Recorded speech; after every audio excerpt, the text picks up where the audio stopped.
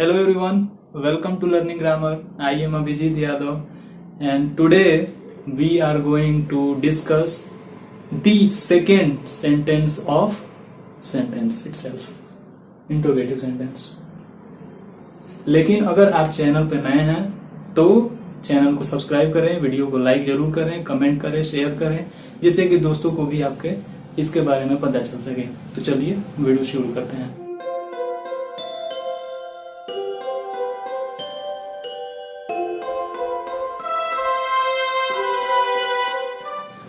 दोस्तों, नाम से ही पता चल रहा है कि प्रश्नवाचक सेंटेंस यानी कि आपको उन ऐसे वाक्य का प्रयोग करना है जिससे आपको कुछ जानकारी मिल सके। आप सवाल पूछ रहे हैं सामने वाले से या फिर कोई सवाल पूछ रहे हैं तो आपको उसका जवाब मिले, ऐसा आपको सेंटेंस प्रयोग करना है। इसीलिए मैंने पहले अपनी वीडियो में बताया था कि आपको सेंस के आधार पर सेंटेंस को पहचानना बहुत जरूरी है।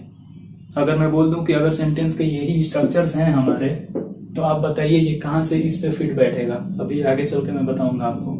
नहीं बैठेगा। नहीं बैठेगा। क्यों नहीं बैठेगा? क्योंकि इसमें आपको सवाल पूछना है।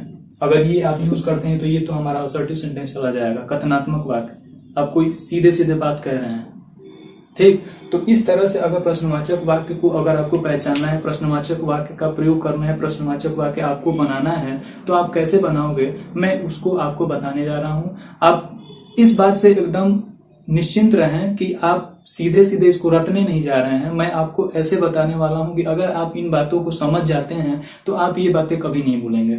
आप किसी को बता भी सकते हैं और आप इन बातों को अपने सेंटेंसेस में प्रयोग भी कर सकते हैं। ग्रामर आपको भूलेगा नहीं, ठीक। तो इससे पहले अगर आपने मेरी पिछली वीडियोस नहीं देखी हैं तो डिस्क्रिप्शन बॉक्स में उनका लिंक मैंने दे रखा है, आप उनको जाके देख लीजिए और तब हम डिस्कस करते हैं। अब आगे चलते हैं इंट्रोगेटिव सेंटेंस पे। दोस्तों, बात करते हैं प्रश्नवाचक वाक्य का। तो फिर से हम शुरू वहीं पे करेंगे जैसे मैंने अपनी पिछली वीडियो में बताया था असर्टिव सेंटेंस को पहचानने के लिए। एक सेंटेंस का स्ट्रक्चर मैं ले रहा हूं, सब्जेक्ट, वर्ब, ऑब्जेक्ट। आप वर्ब को डिवाइड करते तो कवर करते थे दो हिस्से में, हेल्पिंग वर्ब और मेन वर्ब में, ठीक।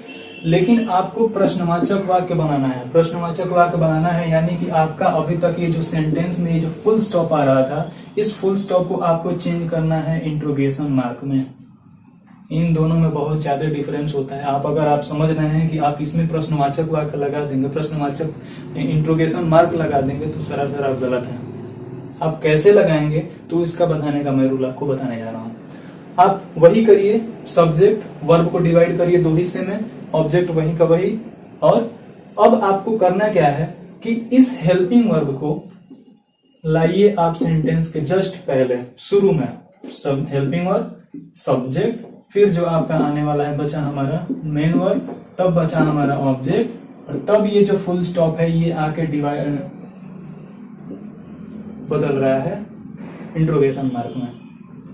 देखें फिर से, सब्जेक्ट है, सब्जेक्ट के बाद से आपका वर्ब आ रहा था, वर्ब को मैंने डिवाइड करा था हेल्पिंग वर्ब और मेन वर्ब में, और मेन वर्ब के बाद से आ रहा था हमारा ऑब्जेक्ट, और ऑब्जेक्ट के बाद से हमारा फुल स्टॉप। लेकिन अब आपको प्रश्नवाचक वर्ब पे बनाना है तो आप इस हेल्पिंग वर्ब को इस सब्जेक्ट से पहले ला दीजिए। मैं लिख रहा हूं subject, helping verb, main verb और इसके बाद से ऑब्जेक्ट, और तब अभी तक क्या था, फुल स्टॉप। इस हेल्पिंग वर्ब को मैंने उठा के ला दिया सब्जेक्ट से पहले, यहाँ पे कन्वर्ट होके आ रहा है। सब्जेक्ट से पहले हेल्पिंग वर्ब, फिर सब्जेक्ट, फिर मेन वर्ब, फिर ऑब्जेक्ट, और तब ये फुल स्टॉप चेंज हो जाएगा हमारा मार्क ऑफ इंट्रोगेशन में, ठीक। स्ट्रक्चर दिखा रहा हूं एग्जाम्पल के रूप में।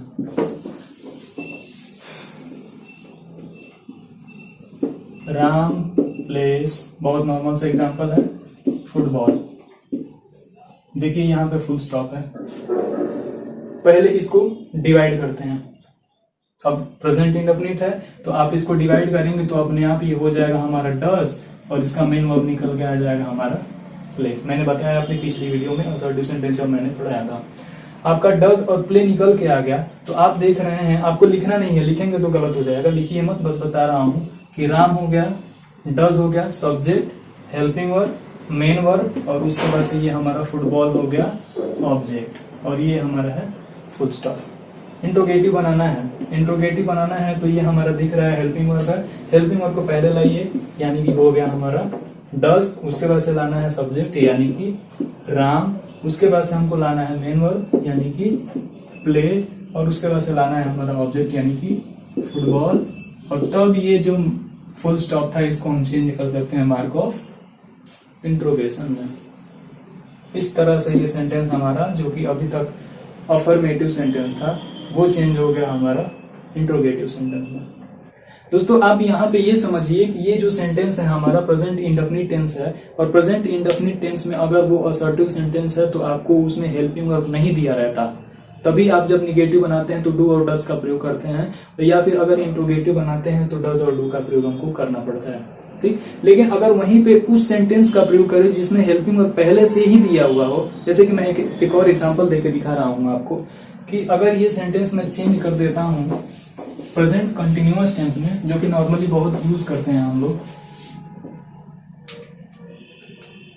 कि राम इज प्लेइंग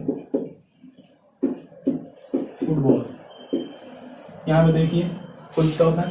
अब यहाँ पे देखेंगे सब्जेक्ट हो गया, हेल्पिंग वर्ब हो गया, मेन वर्ब हो गया, ये हो गया हमारा ऑब्जेक्ट। हमारा हेल्पिंग वर्ब पहले से दिया हुआ है, करना क्या है, उठा के आगे ला देना है, यानी कि हो जाएगा हेल्पिंग वर्ब हो गया इज, उसके बाद से हमारा सब्जेक्ट आएगा राम, उसके बाद से आएगा मेन वर्ब प्लेइंग, और उसके बाद से आएगा हमारा ऑब्जेक्ट, और तब ये चेंज होगा हमारा full stop mark of interrogation में।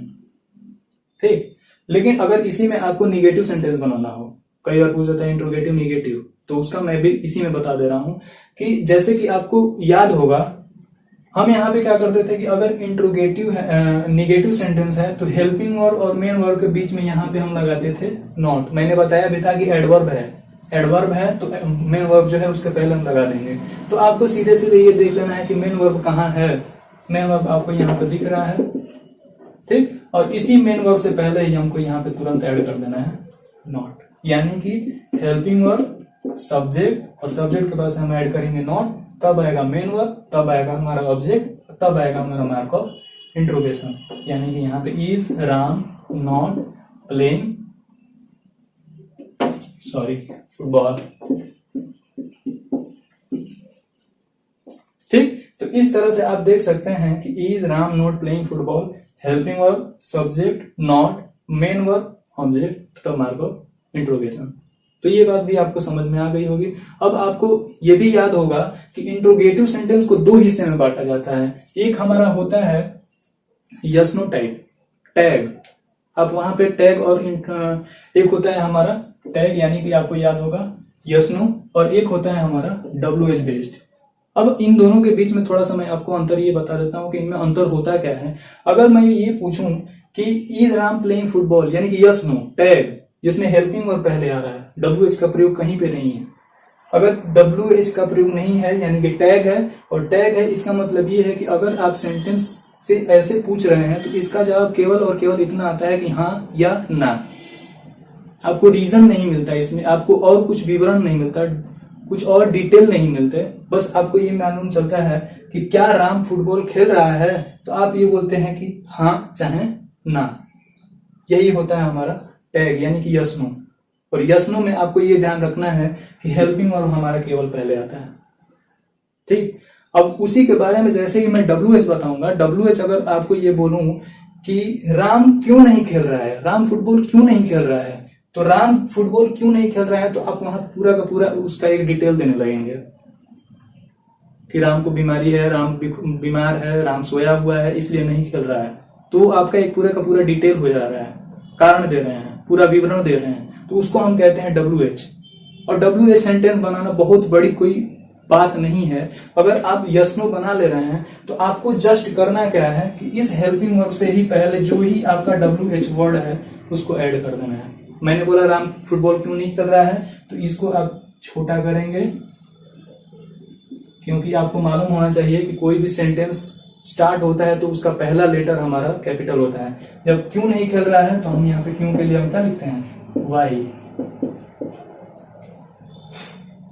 क्यों लिखे यानी कि वाई लिखे। अब आप देखिए कि हेल्पिंग वर्ब हमारा था, हेल्पिंग वर्ब से पहले तुरंत मैंने केवल और केवल जो शब्द हमको डालना है, क्यों, क्या, कब, कैसे, क्यों, ये सब अगर आपको डालना है तो उनका आप इंग्लिश वर्ड लिखिए उसी हेल्पिंग वर्ब से जस्ट पहले, और ये आपका बनकर तैयार है WH क्वेश्चन बुक। बहुत सिंपल सा था, आपको दिख भी रहा होगा।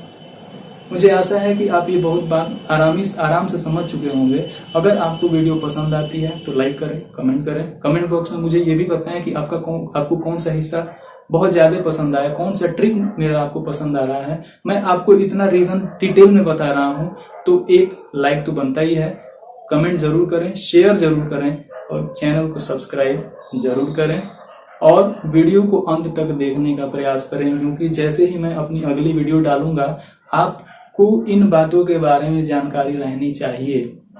अगर आप इन बातों को नहीं समझ पा रहे हैं तो आप मुझे ये कमेंट बॉक्स में भी बताएं कौन सा हिस्सा आपको समझ में नहीं आ रहा है, मैं उसका निदान करूंगा वहां पर। तो मिलते हैं अपनी अगली वीडियो में इंपरेटिव सेंटेंस के साथ, तब तक के लिए जय हिंद।